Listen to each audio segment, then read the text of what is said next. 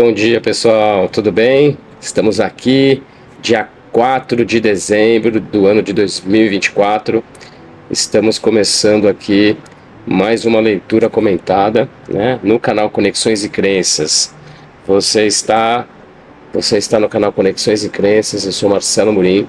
Esse canal que foi criado com o objetivo de falarmos sobre espiritualidade, sobre cristianismo, sobre espiritualidade, sobre física quântica, sobre espiritismo, sobre energia, vibração, aonde que tudo isso se conecta, né?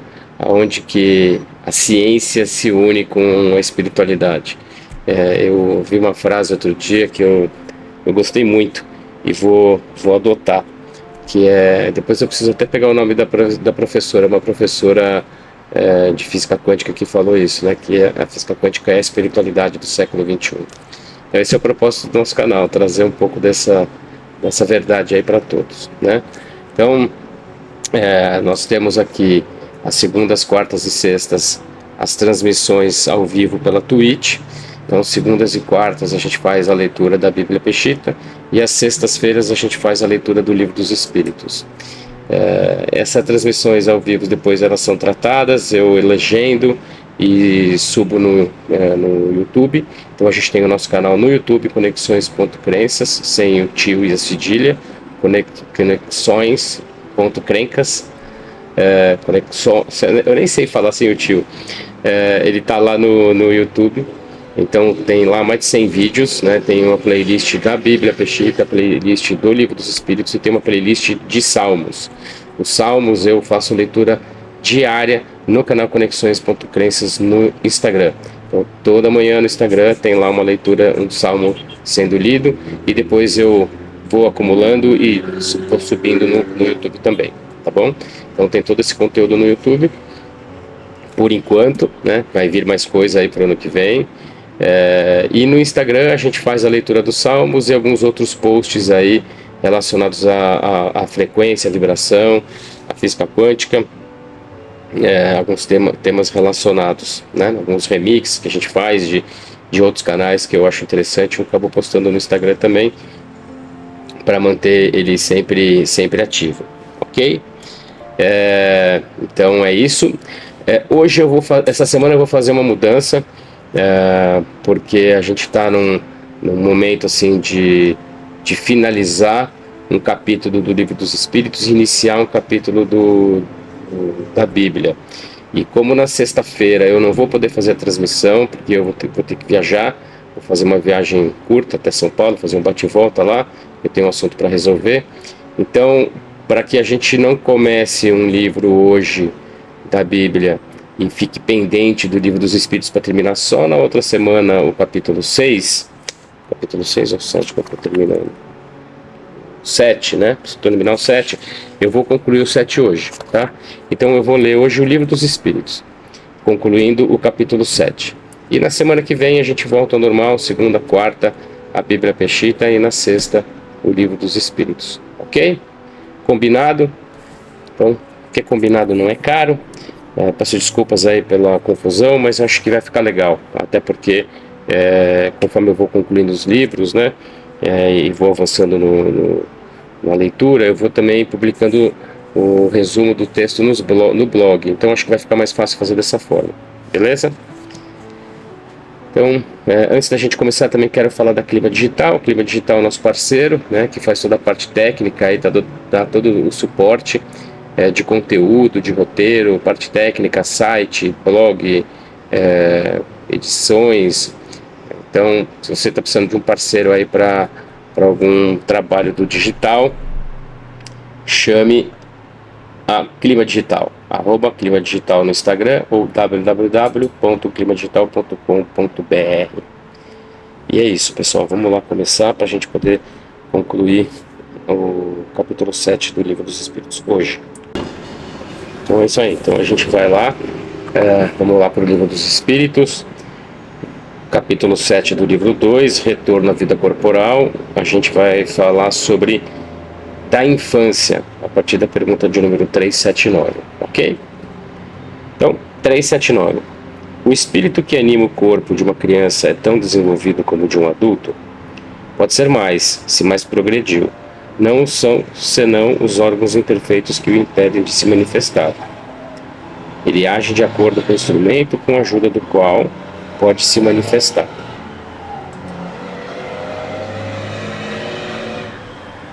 (380) Em uma criança de tenra idade, o espírito, pondo-se de lado o obstáculo que a imperfeição dos órgãos opõe à sua livre manifestação, pensa como uma criança ou como um adulto? Quando ele é criança, é natural que os órgãos da inteligência, não estando desenvolvidos, não podem lhe dar a intuição de um adulto. Ele tem, com efeito, a inteligência muito limitada, enquanto a idade faz amadurecer sua razão. A perturbação que acompanha a reencarnação não cessa subitamente no momento de nascer. Ela não se dissipa senão gradualmente com o desenvolvimento dos órgãos.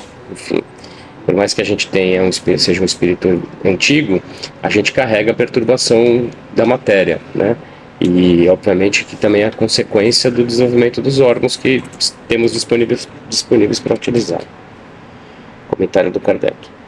Uma observação que vem em apoio dessa resposta é que os sonhos em uma criança não têm o caráter de adulto. Seu objetivo é quase sempre pueril, o que é indício da natureza das preocupações do espírito. Então, ele está ainda na infância mesmo, se desenvolvendo. 381. Morrendo a criança, o espírito retoma imediatamente seu vigor anterior. Ele o deve retomar, pois está desembaraçado do seu envoltório carnal. Entretanto, não readquire sua lucidez anterior, senão quando a separação for completa, quer dizer, quando não exista mais nenhum laço entre o espírito e o corpo. 382. Sofre o espírito encarnado durante a infância com o constrangimento que lhe impõe a imperfeição de seus órgãos? Não.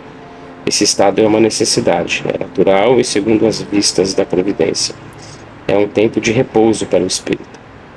383. Qual é para o espírito a utilidade de passar pelo estado de infância? O espírito se encarnando para se aperfeiçoar é mais acessível durante esse período às impressões que recebe e que podem ajudar o seu adiantamento, para o qual devem contribuir aqueles que estão encarregados de sua educação.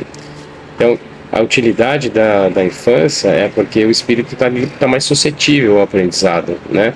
Então, o fato dele encarnar e ter essa fase da infância, ele meio que está desvinculado do passado recente dele de outra encarnação.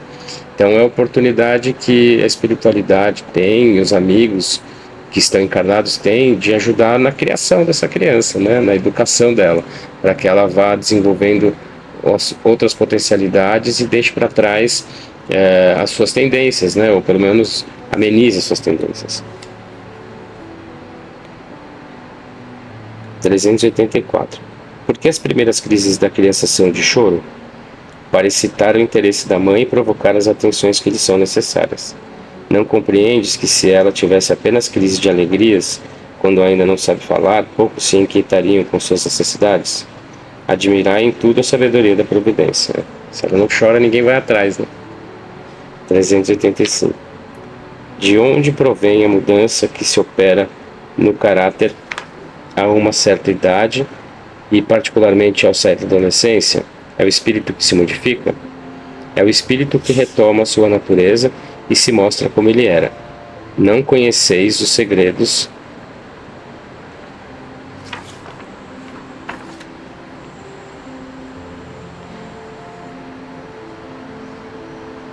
Vamos lá, de novo. 385. De onde provém a mudança que se opera no caráter a uma certa idade, particularmente ao sair da adolescência? É o espírito que se modifica?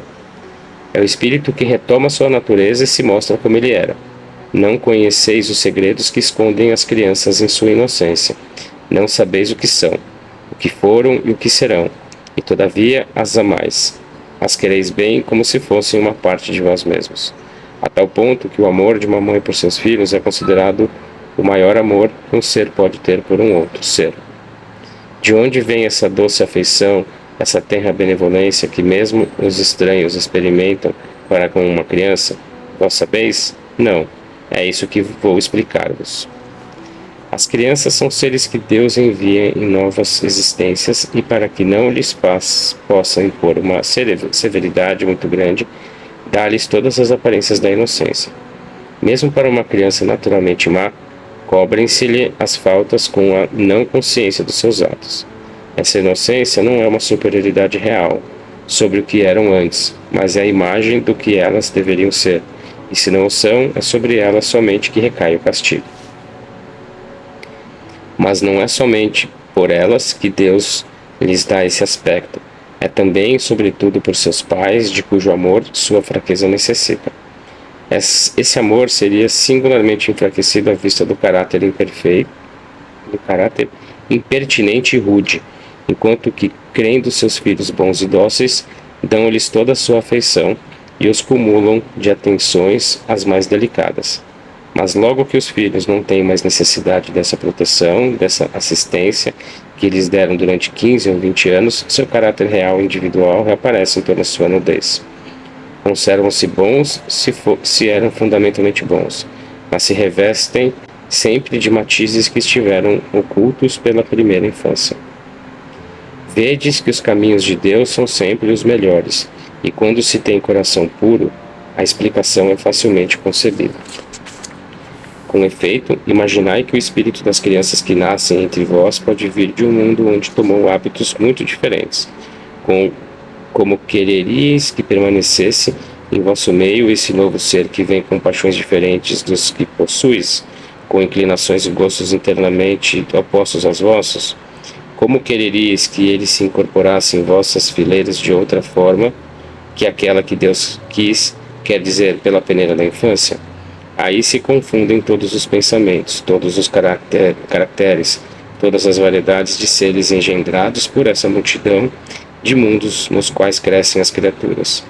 Vós mesmos morrendo vos encontrareis em uma espécie de infância entre novos irmãos, e na vossa nova existência não terrestre ignorais os hábitos, os costumes, as relações desse novo mundo para vós. Manejareis com dificuldade uma língua que não estáis habituado a falar, língua mais viva do que é hoje o vosso pensamento. A infância tem ainda uma outra utilidade. Os espíritos não entram na vida corporal senão para se aperfeiçoar, se melhorar. A fraqueza da pouca idade os torna flexíveis, acessíveis aos conselhos de experiência e daqueles que os devem fazer progredir. É quando se pode reformar seu caráter e reprimir-lhes as más inclinações. Tal é o dever que Deus confiou aos pais, missão sagrada pela qual deverão responder. Por isso a infância não é somente útil, necessária, indispensável, mas ela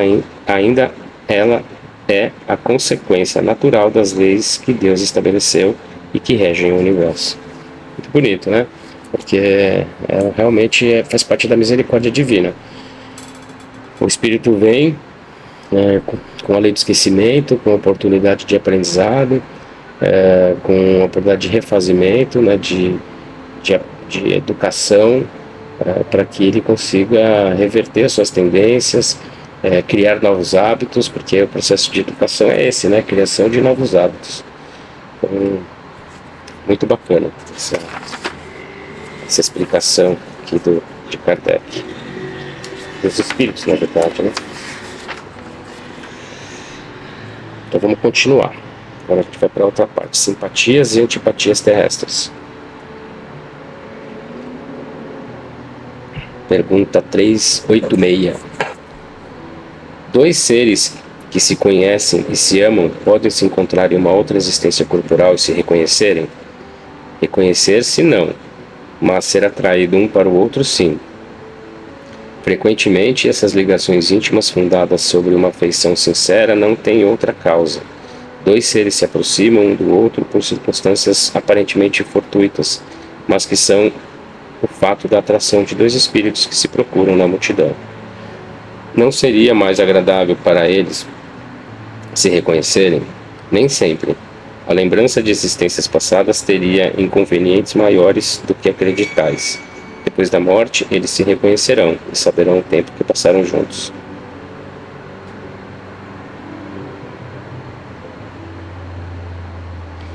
Interessante, né? Muito bacana isso. 387. A simpatia tem sempre por princípio um conhecimento anterior? Não. Dois espíritos que se compreendem procuram-se naturalmente sem que tenham se conhecido como homens. Dois espíritos, né? Que se compreendem e procuram-se naturalmente sem que tenham se conhecido como homens. 388. Os encontros que ocorrem algumas vezes de certas pessoas e que se atribuem ao acaso não seriam um efeito de uma espécie de relações simpáticas? Há entre os seres pensantes laços que não conheceis ainda. O magnetismo é o guia desta ciência que compreendereis melhor mais tarde. 389. De onde provém a repulsa instintiva que se experimenta por certas pessoas à primeira vista? Espíritos antipáticos que se adivinham e se reconhecem, sem se falar. Então, assim, é energia, né? Que a gente...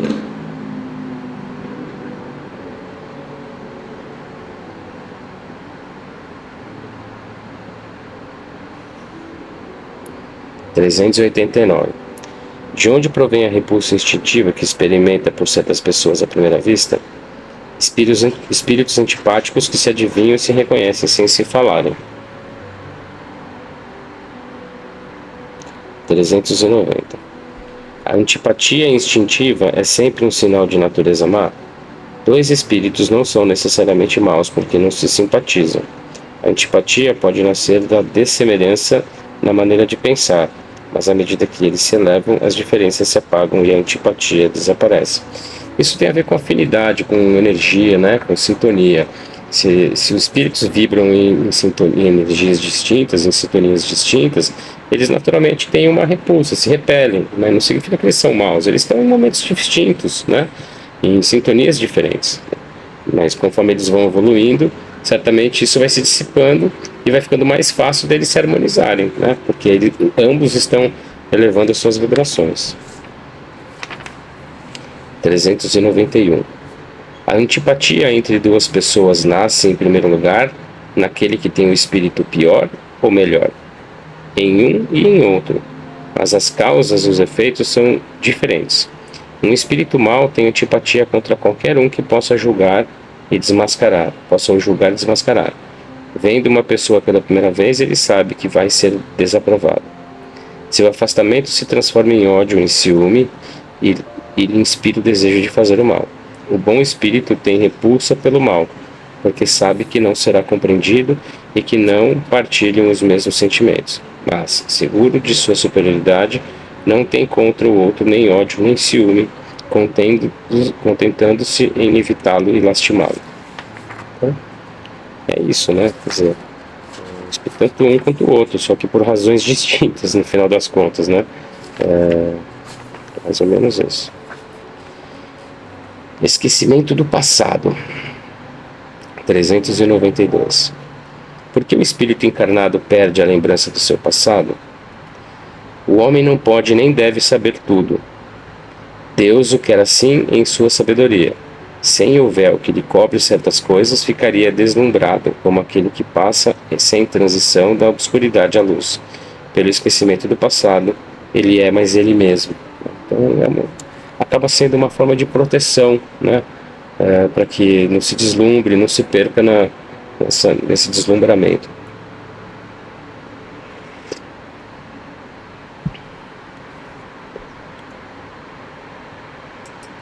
(392) De que maneira pode o homem ser responsável por atos e resgatar faltas de que não se lembra? Como pode aproveitar a experiência adquirida nas existências caídas no esquecimento?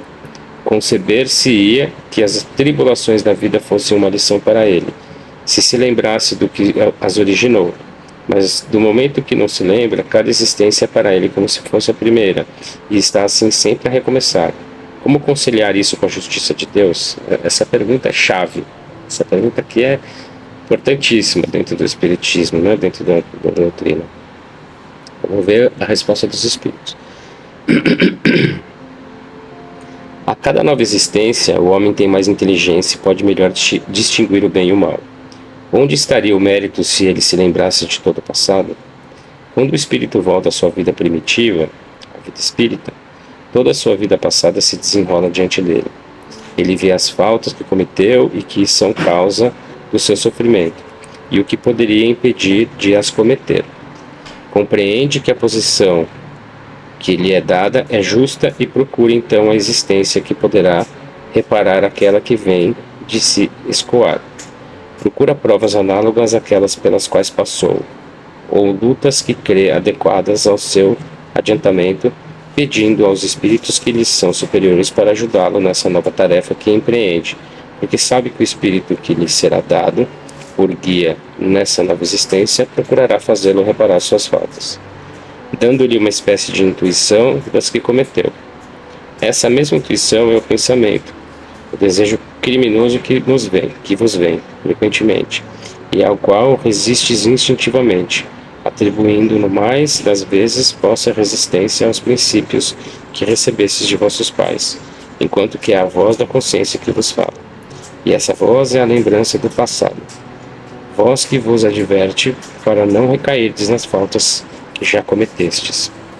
O espírito, entrando nessa nova existência, se suporta essas provas com coragem e se resiste, eleva-se e ascende na hierarquia dos espíritos quando volta entre eles.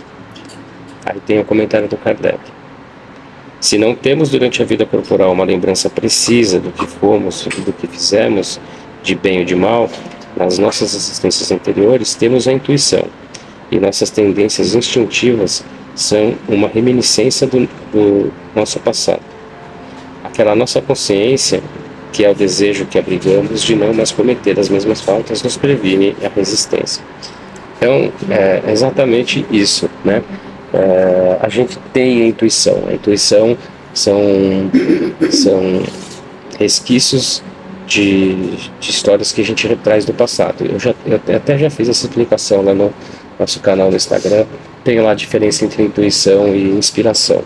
Então, a intuição é o que nós trazemos de nós, a inspiração é o que nós recebemos de outros espíritos, né? Então, a gente no fundo sabe, né? A gente sabe as nossas tendências, né? A gente sabe os nossos gostos, né? Isso vem do passado, né? Então, a gente, por exemplo, a gente tem que lutar contra as nossas tendências, né? Tem que lutar contra os nossos desejos, desde que eles nos desviem do caminho correto. E qual é o caminho correto? São os ensinamentos de Jesus, né? Então, eu já contei em algumas ocasiões, no passado eu bebia muito, né? E hoje eu parei de beber, não bebo mais. Isso para mim é um claro exemplo de uma tendência que eu trago do passado, né? E que se eu não tivesse prestado atenção em alguns sinais que eu recebi, tanto da minha intuição quanto inspirações de espíritos, eu teria caído novamente nesse vício, né? Me perdido novamente nesse vício. Eu caí, mas eu consegui me levantar. Mas eu teria me perdido novamente nesse vício. Só que eu consegui, nessa encarnação, lutar contra e me libertar disso, né? Dessa tendência. A questão é como que isso vai se desenrolar depois, em outras encarnações, né? Então, assim, isso acontece com tudo, né? Com todos os vícios, com todas as más inclinações que nós temos. A gente vai limpando para e passo a cada encarnação para que o nosso processo evolutivo vá acontecendo, né? Então é assim que acontece. 394. Nos mundos mais avançados que o nosso, onde os homens não estão oprimidos por todas as nossas necessidades físicas e nossas enfermidades, eles compreendem que são mais felizes do que nós. A felicidade em geral é relativa, sentimos-la por comparação com um estado menos venturoso. Visto que, em definitivo, alguns desses mundos, ainda que melhores do que o nosso, não estão no estado de perfeição, os homens que os habitam devem ter seu gênero de motivos de aborrecimentos.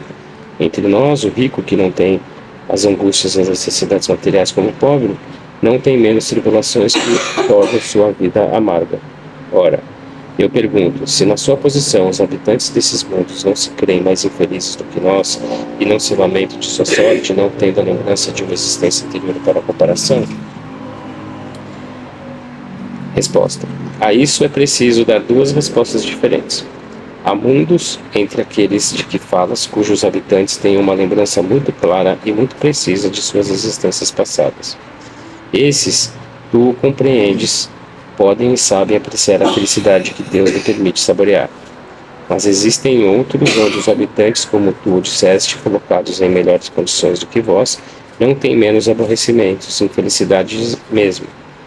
Esses não apreciam sua felicidade pelo fato mesmo de que não têm lembrança de um estado ainda mais infeliz. Se eles não a apreciam como homens apreciam-na como espíritos. Tem aqui a explicação do caminho. Não há no esquecimento dessas existências passadas, sobretudo naquelas que foram penosas, alguma coisa de providencial na qual se revela a sabedoria divina. É nos mundos superiores, quando a lembrança das existências infelizes não é mais do que um sonho mau, que elas afloram a memória.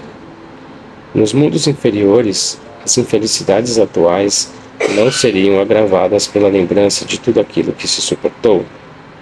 Concluamos daí então que tudo que Deus fez está bem feito e que não nos cabe criticar-lhe as obras e dizer como deveria regular o universo. Quer ensinar Deus a ser Deus. A lembrança é muita petulância, né? A lembrança de nossas individualidades anteriores teria inconvenientes muito graves.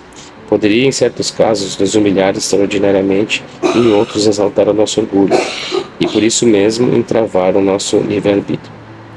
Deus nos deu para nos melhorarmos o que nos é necessário, e nos basta, a voz da consciência e nossas tendências instintivas, privando-nos do que nos poderia prejudicar. Acrescentemos ainda que se tivéssemos a lembrança de nossos atos pessoais anteriores, teríamos igualmente dos atos dos outros, e esse conhecimento poderia ter os mais deploráveis efeitos sobre as relações sociais. Não havendo sempre motivos para nos glorificarmos do nosso passado, ele é quase sempre feliz quando um véu lhe seja lançado. Isso concorda perfeitamente com a doutrina dos espíritos sobre os mundos superiores ao nosso. Nesses mundos, onde não reina senão o bem, a lembrança do passado não tem nada de penosa. Eis porque sabem aí de sua existência precedente, como nós sabemos o que fizemos na véspera. Quando a estada que fizeram nos mundos inferiores, como dissemos, não é mais um sonho mau. Então, tudo depende do processo evolutivo de cada espírito, né?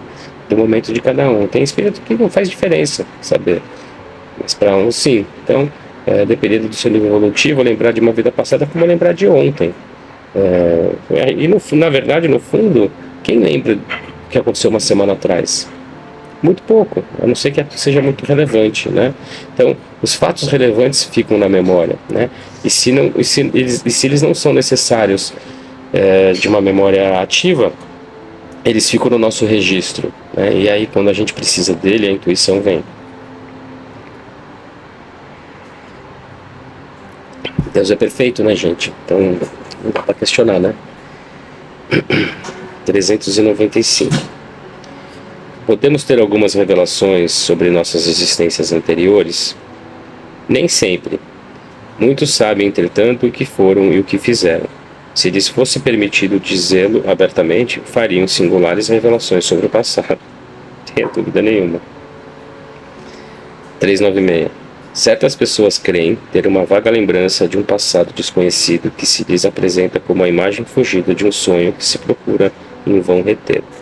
Essa ideia não é uma ilusão? Algumas vezes é real, mas frequentemente é uma ilusão contra a qual é preciso se colocar em guarda, porque pode ser o efeito de uma imaginação superexcitada. 397.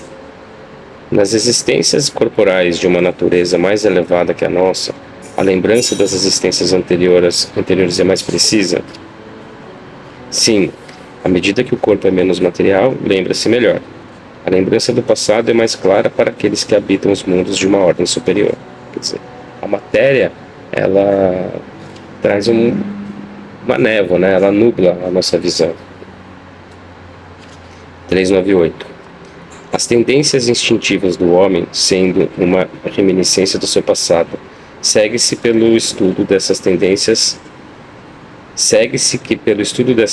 pode conhecer as faltas que cometeu? Sem dúvida. Até um certo ponto, mas é preciso, sem dúvida, até um certo ponto.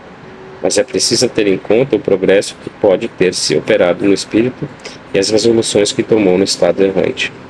A existência atual pode ser muito melhor do que a precedente. Pode ser pior. O homem pode cometer em uma existência faltas que não cometeu na precedente. Isso depende de sua elevação. Se não sabe resistir às provas, ele pode ser arrastado a novas faltas, que são a consequência da posição que o escolheu. Mas, em geral, essas faltas acusam mais um estado estacionário que um estado retrógrado, que o espírito pode avançar ao parar, mas não recua. Então, ele pode cometer faltas se ele não tem o conhecimento, né? Se ele tem o conhecimento, fica mais difícil, né? Com o conhecimento é mais fácil dele resistir às tentações.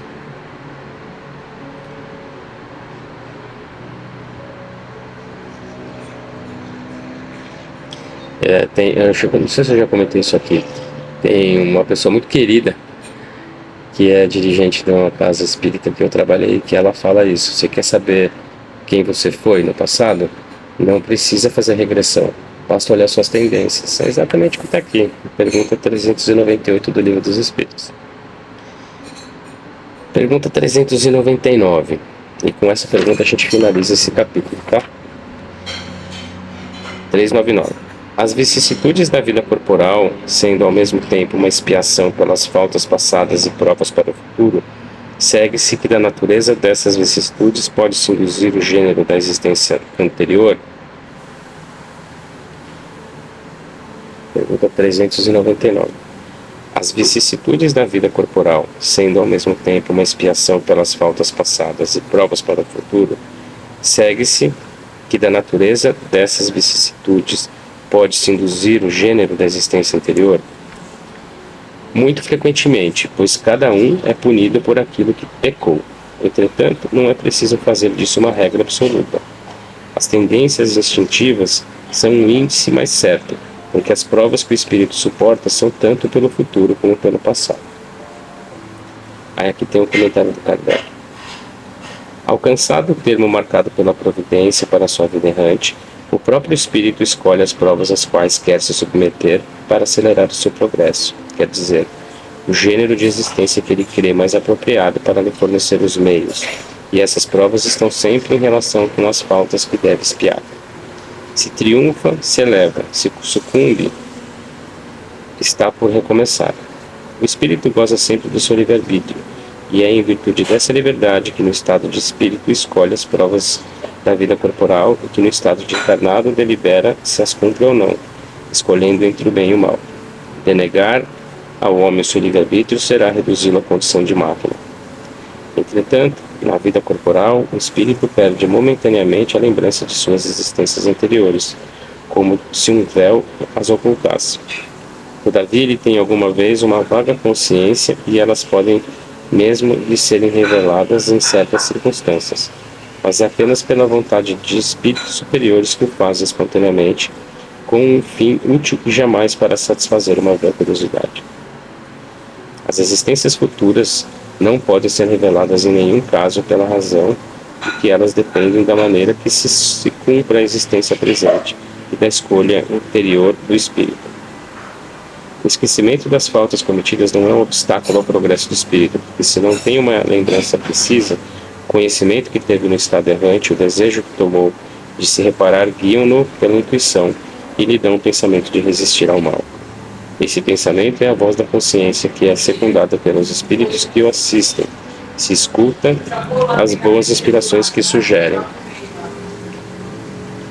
Se o homem não conhece os atos que cometeu nas suas existências anteriores, ele pode sempre saber de que gênero de falta se tornou culpado e qual era seu caráter dominante. Basta estudar-se e pode julgar do que foi, não pelo que é, mas por suas tendências. As vicissitudes da vida corporal são ao mesmo tempo uma expiação pelas faltas do passado e provas para o futuro. Elas nos depuram e nos elevam, segundo as suportemos em resignação e sem murmurar. A natureza das vicissitudes e das provas que suportamos pode também nos esclarecer sobre o que fomos e o que fizemos, como neste mundo julgamos os fatos de um culpado pelos castigos que lhe inflige a lei. Assim, Alguém será castigado no seu orgulho pela humilhação de uma existência subalterna. O mal rico e o avaro pela miséria. O que foi duro para com os outros pela dureza que suportará. O tirano pela escravidão. O mau filho pela ingratidão de seus filhos. O preguiçoso por um trabalho forçado, etc. É isso aí. Então, esse capítulo é um capítulo que a gente precisa ler, reler, reler, ler, reler, reler e reler. Realmente muito bom, esse finalzinho aqui, muito bom. Então é isso, gente, eu preciso encerrar hoje, então, que estou com umas questões aqui, e agradeço a todos que estiveram conosco aqui nessa leitura, e na segunda-feira estaremos juntos novamente, com a continuidade da Bíblia Peshitta, tá joia? Obrigado, um grande abraço a todos, uma excelente quarta-feira, e até segunda-feira. Valeu!